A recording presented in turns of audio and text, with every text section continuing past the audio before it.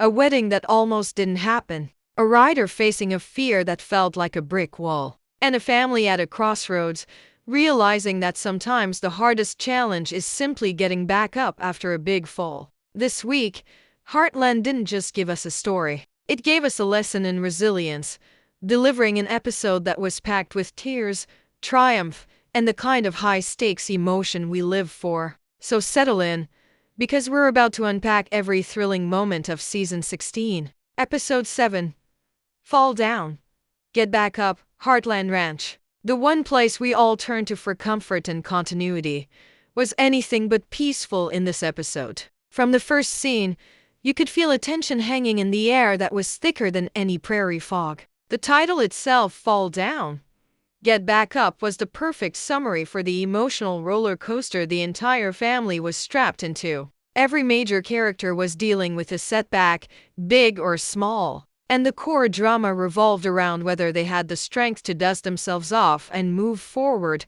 The episode masterfully wove together three distinct storylines, each testing the limits of love, confidence, and family bonds. The first, and perhaps most high-profile challenge, centered on the looming wedding, a moment that should have been pure joy, but was instead overshadowed by doubt and disaster. The couple, let's call them the newlyweds for now, were facing such a significant crisis just hours before their ceremony that you truly wondered if the event would even happen. It wasn't just cold feet. It was a major external hurdle that threw the entire farm into chaos. We see Lou, in her classic tie and Amy, wedding planner meets mayor fashion, trying to juggle decorations and diplomacy, keeping the peace between two families who were suddenly at war over a tiny detail that ballooned into a catastrophe. The tension was palpable, setting a frenzied, anxious tone for the first half of the episode.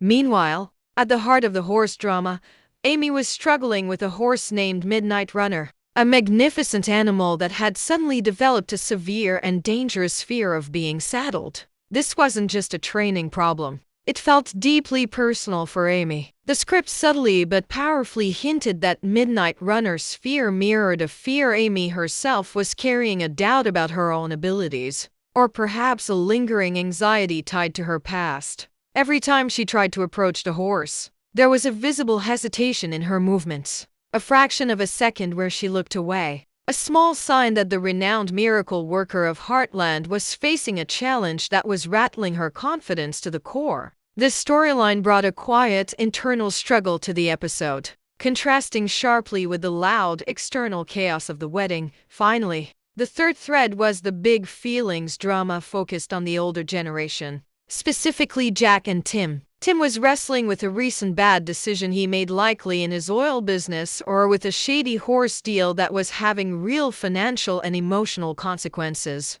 He was trying, in his usual stubborn way, to fix it alone, which only led to more frustration and a clash with Jack. The scenes between the two men were incredibly charged, full of unspoken history and mutual respect. Even when they were arguing, Jack, in his quiet wisdom, wasn't lecturing Tim. He was simply showing him the unconditional love of a father figure, waiting patiently for Tim to accept help. This dynamic was crucial, demonstrating that Fall Down, Get Back Up doesn't just apply to horses or brides, it applies to messy, complicated relationships too. This opening section sets us up for a breathtaking journey where the family must rely on their deepest connections to overcome the crises barreling toward them. The episode has brilliantly established that every single person needs to find their resilience, and we are now fully invested in seeing if they can. We're ready for the deep dive into the wedding disaster itself. The irony of the wedding crisis in Fall Down, Get Back Up was almost theatrical. Here we had two people, utterly devoted and ready to commit their lives to each other, yet the very event meant to celebrate their bond was tearing the family apart before the vows were even exchanged. The crisis wasn't an internal doubt, but a genuine, unexpected disaster that struck the farm like a sudden storm, proving that even at Heartland, you can't control everything. The trouble started, not with the dress or the flowers, but with the venue itself. A sudden freak electrical failure, not just a blown fuse, but a complex, widespread problem, plunged the elaborate reception tent into darkness. threatening to spoil the food, shut down the music, and send dozens of guests scrambling for the door. This wasn't just an inconvenience. For the perfectionist bride, it felt like a complete validation of her earlier fears that the day was cursed. Imagine the scene. The golden hour light is fading, candles are flickering desperately, and the only sound louder than the anxious chatter of the guests is the frantic, shouted consultation between Lou and Tim over generator logistics. This moment was where Lou shone, demonstrating why she's the glue of the family. She was the one barking orders, not in a bossy way, but in the calm, controlled voice of a true leader. She had a list of backup plans for her backup plans, instantly directing Scott to find the emergency lighting, sending Georgie or whichever younger character was available to wrangle the children away from the exposed electrical equipment, and in a brilliant moment of Heartland resourcefulness, telling Jack to round up every lantern and kerosene lamp in the barn. It was a beautiful, chaotic display of the family's ability to pull together under pressure. The sight, which we, as the faceless audience, have to feel rather than see, was a collective scramble of love. Every member of the family was actively running, carrying, and collaborating, not for the sake of a wedding, but for the sake of the couple's happiness. The real emotional hurdle, however, was the resulting argument between the newlyweds. The groom, wanting to save the day, decided to try a dangerous last-minute fix on the electrical box himself, despite clear warnings. This led to a brief but terrifying flash and a small injury, causing the bride to completely break down. Her fear wasn't about the electricity. It was about the groom's stubborn recklessness, a flaw that she worries will jeopardize their future. The fight that erupted wasn't a shouting match. It was a devastating, whispered argument full of genuine hurt and doubt, threatening to stop the ceremony cold. This is where Jack stepped in, as he always does, with the sage wisdom that defines the show. Finding the groom staring blankly into the darkened hayloft, Jack didn't talk about electricity or wedding rings. He talked about marriage being a partnership where you recognize your weaknesses and trust your partner's strength. He spoke about how true love isn't about perfection. It's about accepting that you will both fall down, but you promise to always help each other get back up. His words weren't a quick fix, but a grounding moment of perspective. The groom realized his mistake wasn't the wiring. It was his attempt to shoulder the burden alone. He returned to the bride, not with an apology for the damage, but with a promise to lean on her. The wedding, when it finally happened, lit only by the soft glow of dozens of antique lanterns and the stars above, was all the more meaningful. It wasn't the perfect, professionally lit affair they planned, but it was intimate, authentic, and completely Heartland. The darkness outside was countered by the incredible light of the family's effort. This successful rescue mission proved that the resilience of the Heartland family is not just a theme. It is a force of nature, confirming that the most important thing is not the ceremony itself, but the commitment and the people who show up to save the day. The crisis was overcome, but it left the characters emotionally exhausted, perfectly leading us into Amy's quieter, yet deeper, struggle. While the wedding chaos was loud and external, Amy's struggle with Midnight Runner was a quiet, deep, internal battle that truly embodied the episode's title. The horse, a former champion racer, wasn't physically injured, but was mentally crippled by a sudden, intense fear of the saddle. Every time Amy approached him with the leather, his eyes would roll white, he'd sweat profusely, and he would back violently into the corner of the stall. It wasn't simple defiance. It was pure, paralyzing terror. This storyline was unique because it mirrored Amy's own hidden anxieties. In previous episodes, we've seen Amy overcome incredible physical obstacles, but here, the struggle was purely psychological, hers and the horse's. The script brilliantly showed that Amy wasn't just fixing a horse. She was staring down her own doubts. She was tired from the ongoing responsibilities of the farm, and perhaps, for the first time in a long time, she was questioning her famous instinct. There was a moment, captured beautifully in the audio, where she had her hand outstretched to Midnight Runner, and her breath hitched a tiny, vulnerable sound that conveyed more than dialogue ever could. It suggested that Amy felt she had fallen down in some way. And this horse was a mirror reflecting that fear of not being good enough to get back up. Amy tried every trick in her book.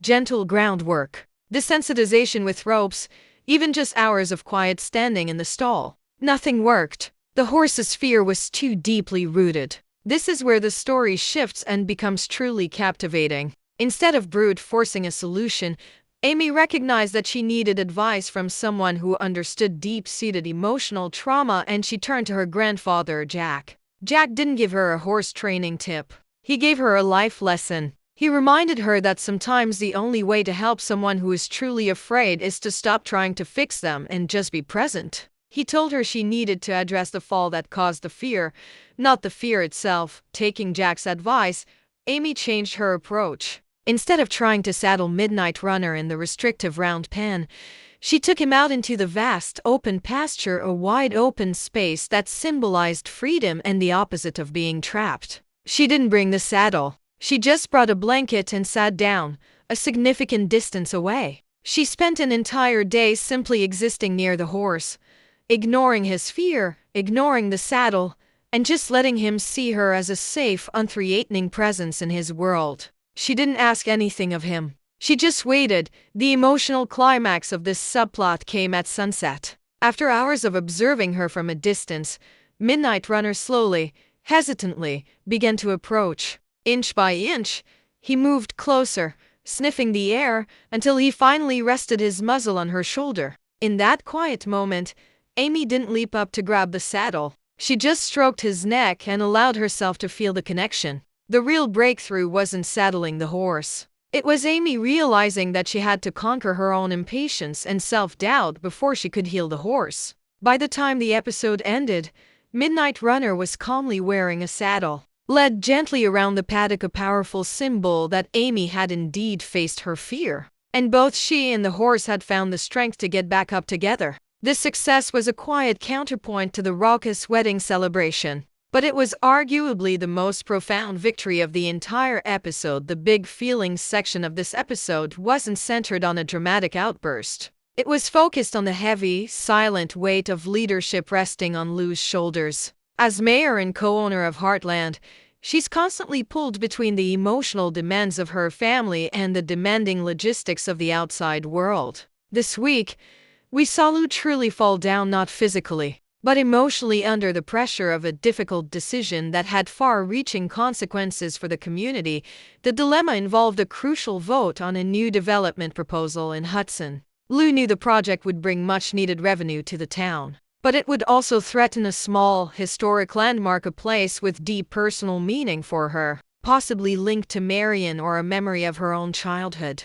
The entire town was divided, and every choice seemed to lead to heartbreak for someone. We saw her alone in the office, late at night, the silence emphasizing the monumental nature of her responsibility. The script gave us a poignant moment where she wasn't arguing with Peter or Tim. She was arguing with her own reflection about what it means to make a truly right decision when both options feel wrong.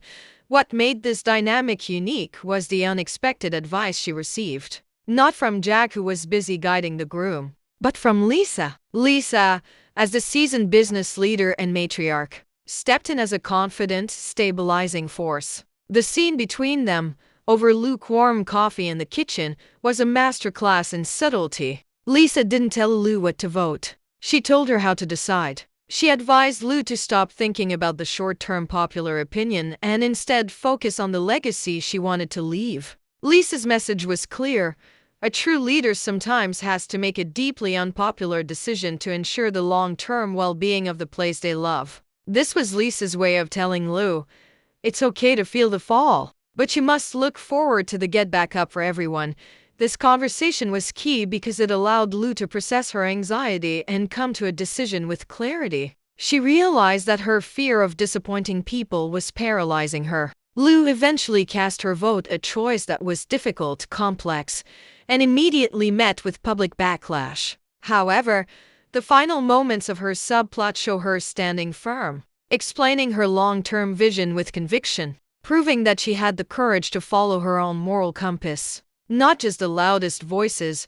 The other thread in this section involved Tim's continued efforts to deal with his risky financial mistake. He was now facing the fallout, and his pride was preventing him from admitting the full scope of the problem to Jack. The big feeling here was shame. But in a small yet powerful scene, it was Amy who gently nudged him toward acceptance. She didn't scold him. She simply shared her own vulnerability from earlier with Midnight Runner, saying that asking for help isn't a sign of weakness, it's the first step in getting back up. Tim, who usually shrugs off Jack's lectures, was receptive to Amy's quiet empathy. This proved the strength of the family's circular support system. They all take turns being the one who falls, and they all take turns being the one who offers the hand up. Lou's quiet struggle and Tim's eventual vulnerability set the stage perfectly for the episode's unifying climax, the true climax of Fall Down. Get Back Up wasn't the wedding vows or Amy's breakthrough. It was the rare, quiet convergence of all three storylines in one powerful emotional tableau, reminding us that resilience is always a team effort. The moment wasn't loud. It was the silent aftermath of a day spent fighting crises. Capturing the exhausted relief of the Heartland family, the scene takes place much later that night, after the wedding guests have left and the last of the lanterns have been extinguished. The newlyweds, officially married, are not celebrating wildly, but are sitting side by side on the veranda swing, their shoulders touching. They aren't talking about the crisis they faced earlier. They are simply sharing a profound stillness, a silent agreement that they survived the day because they chose to lean on each other. Their crisis proved that their love was stronger than any unexpected disaster. Simultaneously, we transition our focus to Amy. Having successfully worked with Midnight Runner, she is no longer tense or doubtful. She's in the paddock, not working, but simply watching the horse graze peacefully under the moonlight. The silence between them is deep and healing. The fear is gone. Amy understands that she didn't just teach the horse to trust the saddle. The horse taught her to trust her own quiet ability again. Her quiet triumph is a beautiful counterpoint to the earlier chaos, a testament to the fact that the hardest battles are often fought internally. This visual, which we must paint with our words, shows Amy finally allowing herself a moment of peace. Acknowledging her own successful return from a personal emotional fall, the final emotional convergence involves Lou and Jack. Lou, having made her unpopular but necessary decision about the town's development, walks out onto the porch. She finds Jack, who is rocking slowly in his chair, taking in the night air. Lou doesn't need to explain her vote. Jack simply nods, a silent recognition of the burden she carried. The profound heart of the episode moment comes when Lou finally allows her own vulnerability to show, admitting how hard it was to disappoint people. Jack doesn't offer a platitude. He offers the core thesis of the entire episode. He tells her that courage isn't the absence of fear or falling. It's the quiet resolve to get back up when the dust settles, even if you are bruised. He assures her that the family will always be her safety net. This scene perfectly brings the entire narrative circle. The three crises, the wedding disaster, Amy's self-doubt, and Lou's leadership pressure were all resolved because the characters learned the same lesson. You can't fix everything alone, and vulnerability is the first step toward resilience. The quiet, profound peace of the farm at that moment underscores the central message. The family is the foundation, and while they may stumble, they always find the strength, often in each other, to move forward. The episode doesn't end with a massive cliffhanger, but with a feeling of deep, earned contentment, setting the stage for a final reflection. When the dust settled and the final credits rolled on Fall Down, Get Back Up, Heartland didn't just give us an episode. It delivered a masterclass in emotional survival. If you were looking for a roadmap for handling life's inevitable punches, this was it. We saw a disastrous wedding salvaged by the sheer force of family love. We witnessed Amy conquering a profound personal fear reflected in the eyes of a troubled horse. And we watched Lou demonstrate true leadership by carrying the heavy, solitary weight of an unpopular but necessary decision. Every character, regardless of their role, had to face a moment of true failure, but more importantly, they all found their own unique way back to their feet. The core message we are left with is this: falling down is mandatory, but staying down is a choice. Jack's quiet wisdom permeated every scene, reminding us that resilience isn't about being perfect or avoiding mistakes. It's about the promise you make to yourself and your loved ones to keep showing up, even when you're bruised and tired. This episode earns a definitive spot among the classics because it stripped away the spectacle and focused entirely on the raw, complex emotions of making hard choices and accepting help. For its sheer emotional honesty, the incredible acting that conveyed so much through silence, and the profound thematic unity, I give Season 16, Episode 7, a solid 9 out of 10. It was a reminder that the strongest stories are often the simplest ones about family standing together. So, let's talk about the biggest lesson you took away from the episode. We saw Lou dealing with public criticism and Amy dealing with self-doubt. What was the biggest emotional hurdle one?